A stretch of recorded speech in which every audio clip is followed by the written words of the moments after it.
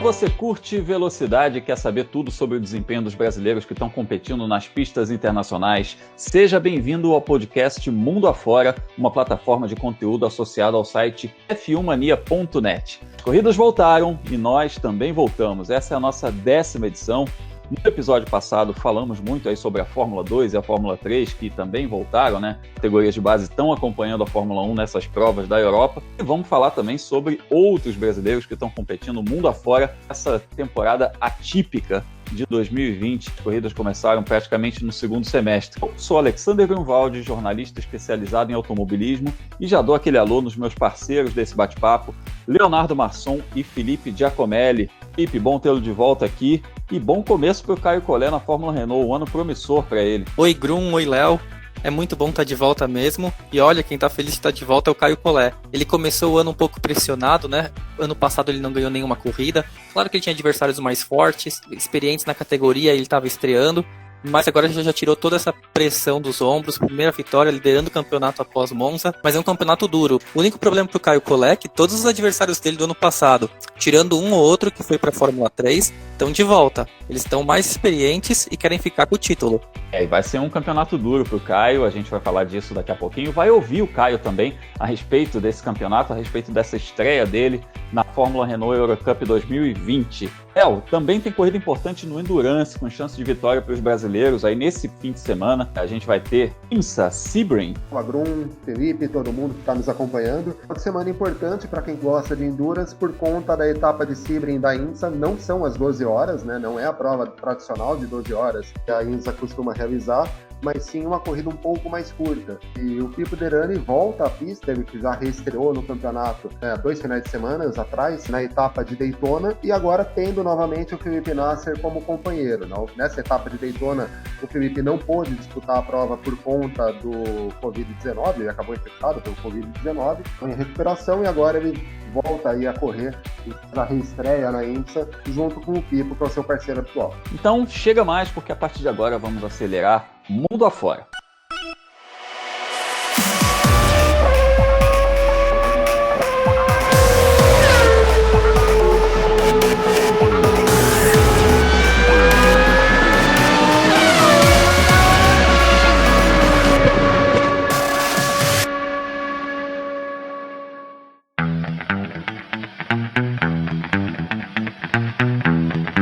Começamos a nossa viagem pela Itália, mais precisamente em Monza, que recebeu a primeira rodada da Fórmula Renault Eurocup 2020. Caio Collet venceu uma das corridas, foi ao pódio na outra e saiu de lá líder do campeonato, que é realmente um começo de campeonato muito bom para o piloto brasileiro, já que esse campeonato vai ser muito disputado, tem muita gente boa, e a gente vai começar ouvindo o Caio Collet sobre essa estreia na Fórmula Renault Eurocup 2020. Fala, Caio! Fala, pessoal do Mundo Afora, aqui é o Caio Collet.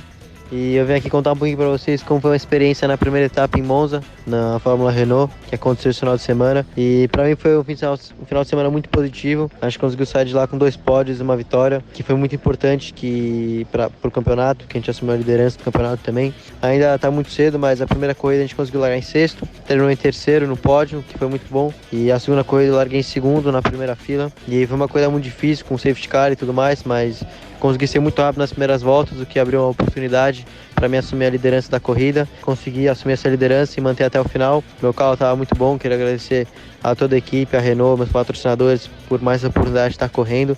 E é isso aí, conto com a torcida de vocês. A próxima etapa é daqui 2 semanas em Imola e vamos com tudo. Um abração. Muito obrigado aí pela sua mensagem pra gente. É bom saber aí a sua visão a respeito da corrida. Passo a bola aí para vocês, Léo, Felipe. Muitos candidatos ao título, muitos rivais pro Caio nesse ano, né? Vai ser um ano duro para ele, porque tem muita gente boa.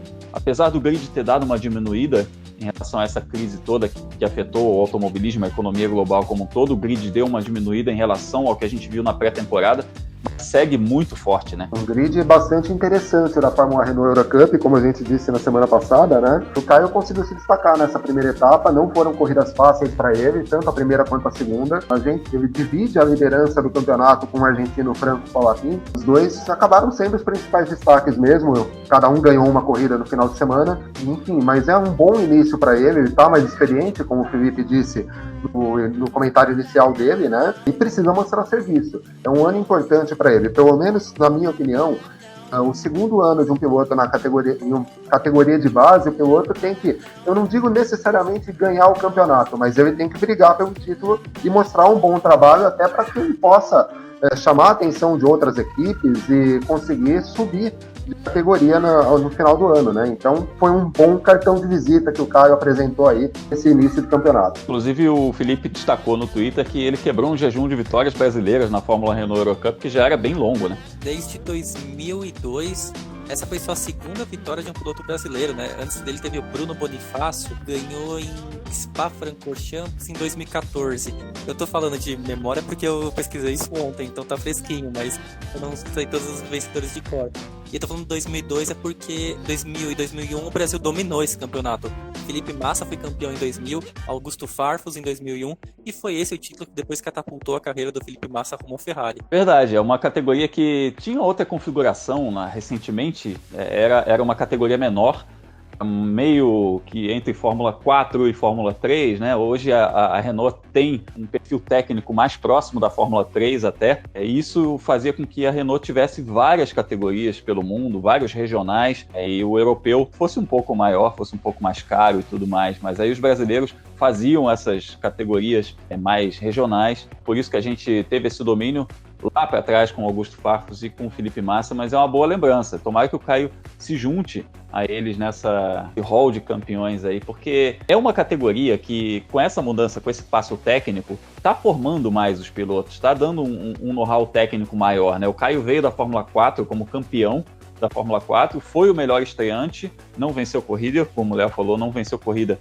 em 2019, mas foi o melhor estreante, terminou em quinto no campeonato. Agora meio que tem essa obrigação de vencer. Isso pode ser um peso também, pensando, Felipe, que ele faz parte da academia da Renault, que a Renault espera um resultado desse dele? Ah, pode sim, com certeza. Mas eu acho que o Caio, a carreira dele toda nesses últimos anos, desde quando ele assinou com o Nicolas Todt, que é o mesmo empresário do próprio Felipe Massa que a gente falou, do Charles Leclerc, já tem essa cobrança por ele ir bem, por ganhar, porque senão na próxima vez o Todt vai chamar ele e falar, ó, vamos romper o contrato porque você não tá dando conta. Então acho que pela questão de ele estar na academia da Renault e estar sendo cobrado por resultado agora, não é uma novidade para ele. Mas pesa sim, por isso que foi importante essa primeira corrida do ano, ele já sair com a vitória, porque já tirou qualquer pressão extra que ele pudesse colocar nele mesmo de não conseguir chegar na frente. Tem mais gente da academia da Renault também nesse grid, né? É uma disputa interna também. Tem sim, tem um piloto chamado Adrian Davi, que corre pela equipe MP, que é a equipe talvez a segunda mais forte, ou a mais forte do campeonato, só que ele é o novato, né, nesse ano, então ele vai brigar para chegar no pódio uma corrida ou outra, enquanto o Caio briga pelo título. E a gente torce pelo Caio Collet. Fique à vontade, mande sempre suas mensagens aqui pra gente. A gente quer saber desse seu campeonato. Vamos acompanhar de pertinho tudo que os brasileiros estão fazendo, evidentemente, mas a gente presta bastante atenção nesse pessoal que está no Road to Fórmula 1, que está seguindo as categorias que levam à Fórmula 1. E o Caio Collet, piloto da academia da Renault, tem um empresário forte como o Nicolas Todt, é um piloto que a gente coloca muita fé que possa chegar à Fórmula 1. Na Itália, seguimos passeando o mundo afora.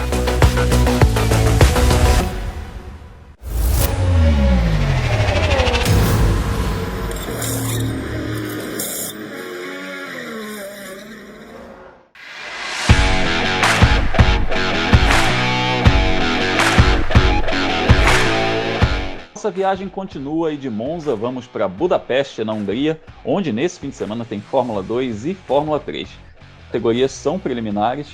O GP da Hungria de Fórmula 1 no terceiro fim de semana consecutivo de corridas, depois do GP da Áustria e do GP da Estíria, ambos disputados em Spielberg, no circuito Red Bull Ring, o circuito que pertence ao Red Bull, que recebeu as duas primeiras etapas do Mundial de Fórmula 1 e também as categorias suporte, Fórmula 2 e a Fórmula 3 Internacional. A gente tem 3 brasileiros na Fórmula 2, Felipe Drugovich, o Piquet e o Guilherme Samaia, e 2 brasileiros na Fórmula 3, que são o Enzo Fittipaldi e o Igor Fraga. Mas a gente vem de um retrospecto difícil na Áustria. Apesar da vitória do Felipe Drugovich, a gente viu os outros brasileiros e o próprio Felipe na segunda rodada com muitos problemas, né, Felipe? A gente consegue esperar algo melhor na Hungria?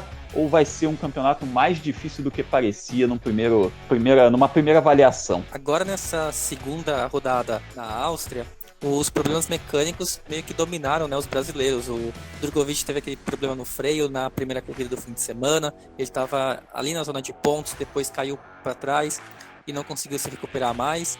E o Igor Fraga está com uma maré de azar terrível. Foram 4 quebras em 6 sessões de pista, se eu não me engano. Tá muito complicado esse começo de ano dele. E Hungaroring é um circuito que ele não perdoa esse tipo de problema, porque a Áustria é fácil, são 3 zonas de DRS, os pilotos podem abrir a asa, fazer ultrapassagem, então você largou lá atrás no grid, você consegue se recuperar fácil. Hungaroring é a pista que a gente sabe que é muito difícil ultrapassar, mesmo para carros de Fórmula 2, de Fórmula 3, então o piloto tem que se classificar bem para ter bom resultado. O que talvez possa ajudar um pouco esses brasileiros é que essa é uma pista em que, historicamente, os pilotos do país vão bem, né? O Sérgio Sete Câmara conquistou a primeira pole dele na Fórmula 2, foi nessa pista. O Luiz Razia largou na pole há muito tempo atrás. Então, de repente, pegando esse clima, essa vibe de ir bem na Hungria, a gente pode ver os 5 brasileiros dando a volta por cima nesse fim de semana agora. Apesar da gente não saber exatamente quantas corridas, tem isso também, nem a Fórmula 1 sabe exatamente quantas corridas vai realizar. O campeonato é longo, permite recuperação, mas a gente esperava um pouquinho mais, de fato. Por mais que as equipes deles não sejam equipes de ponta, não sejam as melhores equipes, tanto na Fórmula 2 quanto na Fórmula 3, a gente esperava um desempenho melhor ali nos pontos. Todos os brasileiros chegaram fora dos pontos, essas corridas agora do GP da Estíria, inclusive como você mencionou, problemas eletrônicos, problemas de freio, muito problema para todo mundo. E isso fez com que os rivais já se distanciassem. Léo, já azedou o campeonato dos brasileiros ou ainda é cedo para a gente julgar? De fato, não é um bom começo, né? Se a gente pega em 2 etapas, a gente teve só o Felipe Drogovic pontuando na Fórmula 2, inclusive com uma vitória. O Enzo Fittipaldi pontuando com o 9º lugar na primeira etapa lá na Áustria, é pouco, né? Para a quantidade de brasileiros que a gente tem, pelas equipes em que eles competem, se não são as equipes que costumam brigar pelo título, mas são equipes que sempre estão ali rondando a zona de pontos, de fato é pouco, mas falar que o campeonato já foi para o espaço eu acho um pouco cedo, por conta do seguinte, são pelo menos 9 etapas, no caso da Fórmula 3 e da Fórmula 2, confirmadas. A gente teve 2 rodadas. Pode ser que os pilotos da frente venham enfrentar problemas também, os brasileiros consigam descontar essa diferença.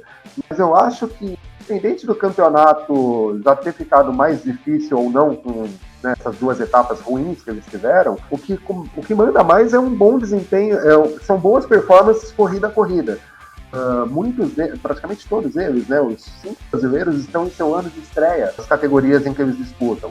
Então, talvez valha mais a pena você ter um bom desempenho no campeonato, ainda que você fique distante da briga pelo título, consiga mostrar um bom trabalho corrida a corrida, do que ter essa pressão já no primeiro ano de todos eles na categoria para brigar pelo título imediatamente, né? Isso aí. No caso do Enzo e do Igor, ainda é uma cobrança maior. Os dois fazem parte de academias de equipes, o Igor Fraga da academia da Red Bull e o Enzo Fittipaldi da academia da Ferrari. Então, a concorrência interna já é muito grande.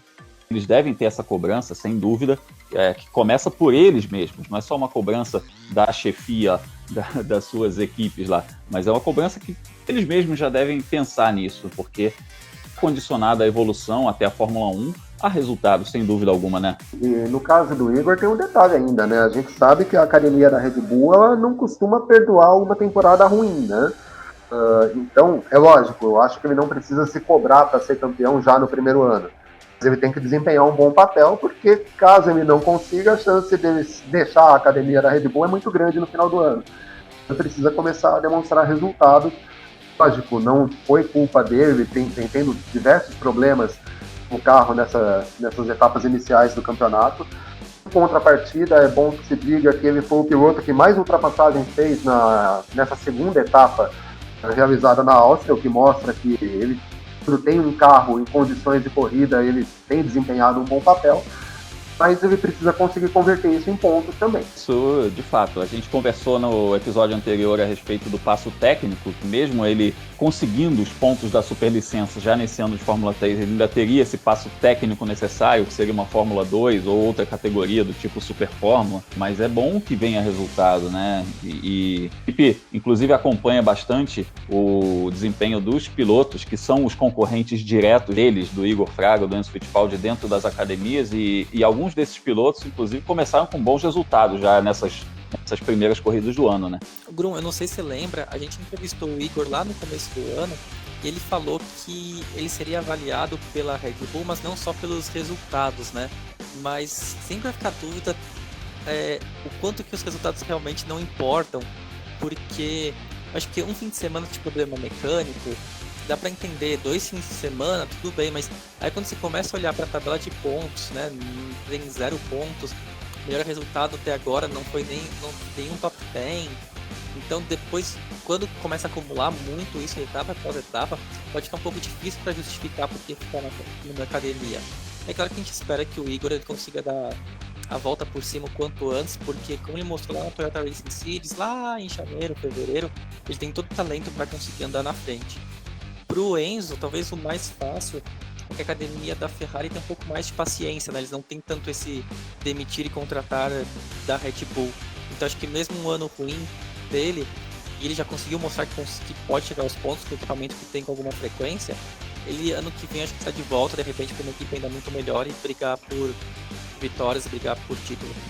Para o Enzo a situação está um pouco mais confortável, ele tem muito mais pontos corrida pela superlicença, então ele está numa situação realmente confortável nesse aspecto, e também porque a academia da Ferrari tem muita gente, então a fila está precisando andar. Na Fórmula 2 são 5 pilotos, mesmo que ele consiga já esses pontos, ainda tem muita gente aí como prioridade para pegar uma vaga na Alfa Romeo ou para virar piloto de teste, alguma coisa desse tipo. Então ele realmente precisaria passar mais tempo em divisões de base. E quanto ao Igor, o Igor recebeu contato da Red Bull depois desse título da Toyota Racing Series em fevereiro desse ano. Ele conquistou também mais pontos na corrida pela superlicença, e aí sim o Helmut Marko foi lá, telefonou para ele, fez essa associação da Red Bull com ele para ele entrar na academia. Afinal, eles estão com problemas no sentido de terem pilotos com pontuação suficiente nessa corrida pela superlicença. Vimos viajando o mundo afora, da Europa para o continente americano.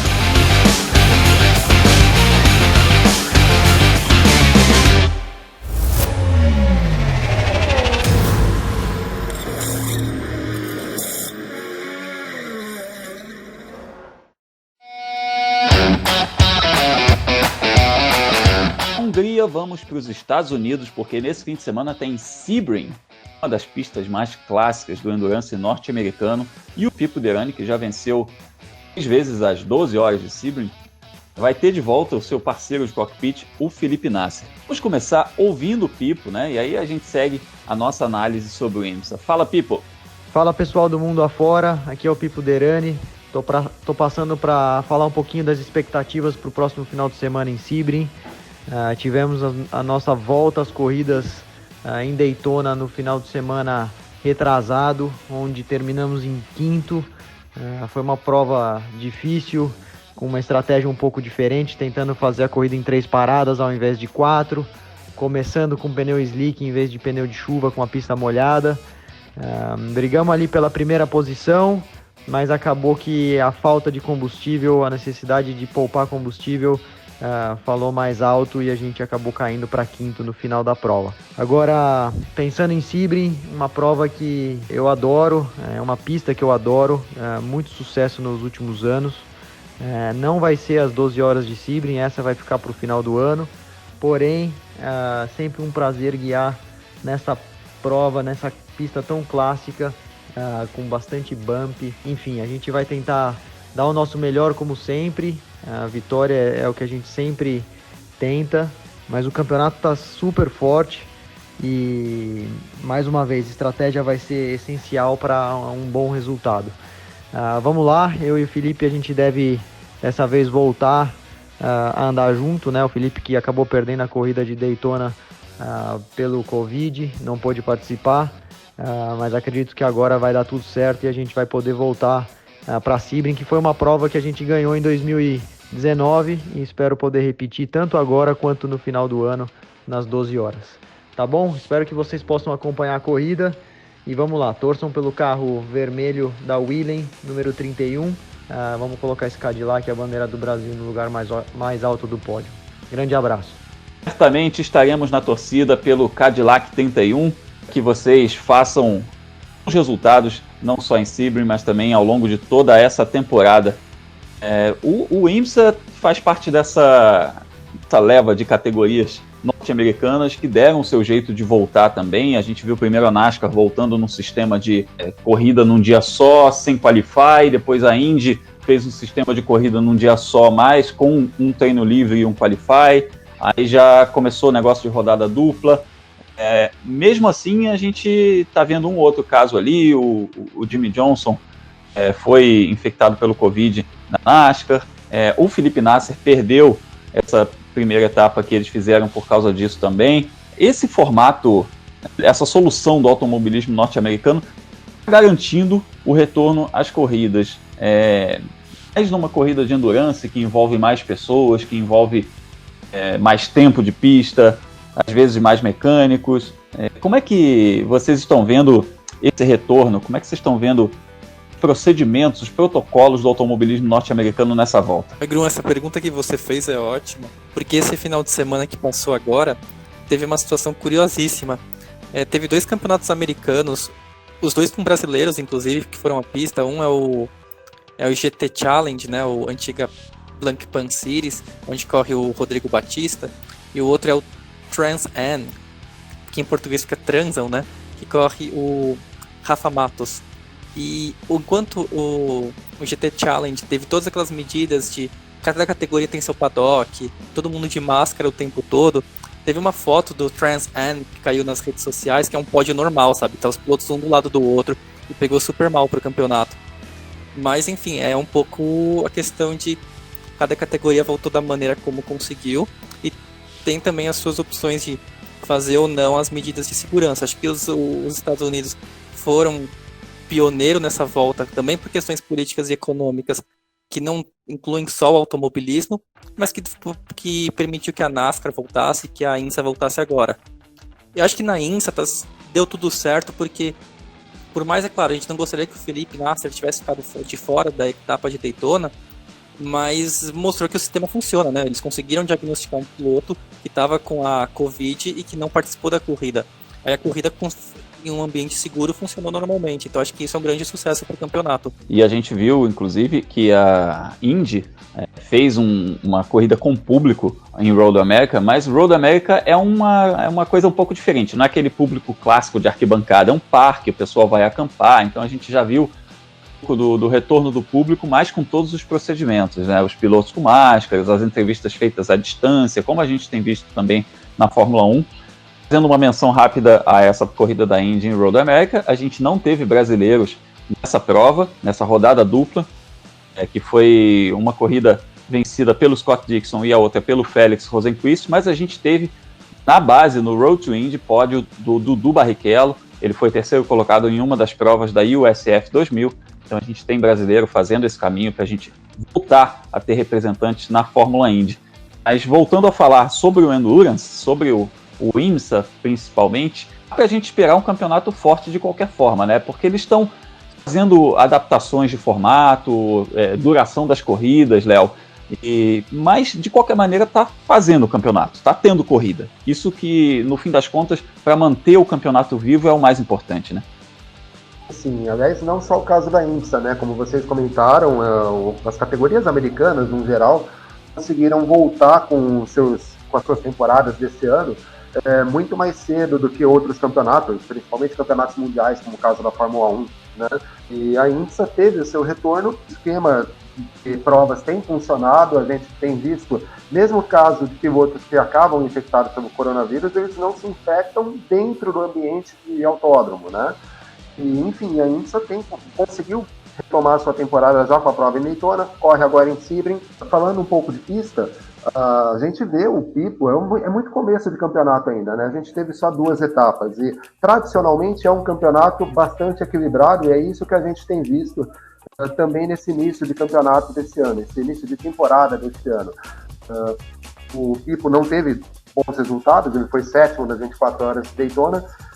Na segunda corrida em Daytona, com duração mais curta, ele tentou apostar numa estratégia de 3 paradas, como eu disse no áudio, essa estratégia acabou não se pagando e ele terminou com o 5º lugar. Mas em termos de pontos, ele não está tão atrás assim da dupla da Mazda, né? Do Oliver Jarvis e do Tristan Willis. Ainda tem tempo para conseguir se recuperar. E voltando a ter o parceiro dele agora, né, o parceiro fixo dele, o Felipe Nasser, com quem ele foi campeão do torneio de corrida de longa duração no ano passado e campeão da própria INSA em 2018, tem chance de se recuperar sim. Porque é uma dupla muito forte, tanto o Pipo Derani quanto o Felipe Nasser são pilotos bastante competentes, ainda mais nesse tipo de carro. O Cadillac é um equipamento forte, a equipe é uma equipe muito forte. A gente pode esperar que eles estejam na disputa pelo título. Ganhar o campeonato depende de vários fatores, mas o importante é isso, estarem competitivos, e a gente está na torcida aqui os nossos brasileiros também na IMSA, principal campeonato de corridas de longa duração nas Américas. Antes de encerrar esse podcast, eu convido você a interagir conosco nas redes sociais, também apreciar nossos conteúdos sobre esporte a motor. O Felipe Giacomelli fala do mundo do automobilismo no blog World of Motorsport, o Leonardo Marçom escreve no site F1 Mania e também nas plataformas digitais da revista Racing. Eu, Alexander Grunwald, estou no ar pelo YouTube no canal Fórmula Grum, trazendo bastidores do esporte a motor e também o quadro Mundo Afora, em que falamos com os brasileiros que competem no automobilismo internacional. Eu lembro que além da gente estar em todos os agregadores de podcasts, esse conteúdo também é publicado no canal do YouTube F1 Mania.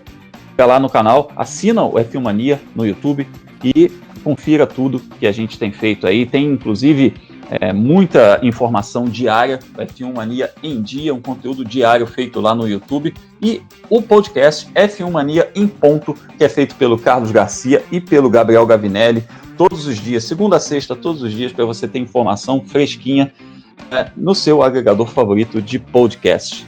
Chegando ao finalzinho dessa 10ª edição, agradeço o Léo Marçom e Felipe Giacomelli pelo papo. Valeu, Léo. Valeu, Grum. Vamos aí para mais uma semana de corridas, né? Agora a temporada começou de fato, né? Então não vai faltar corrida.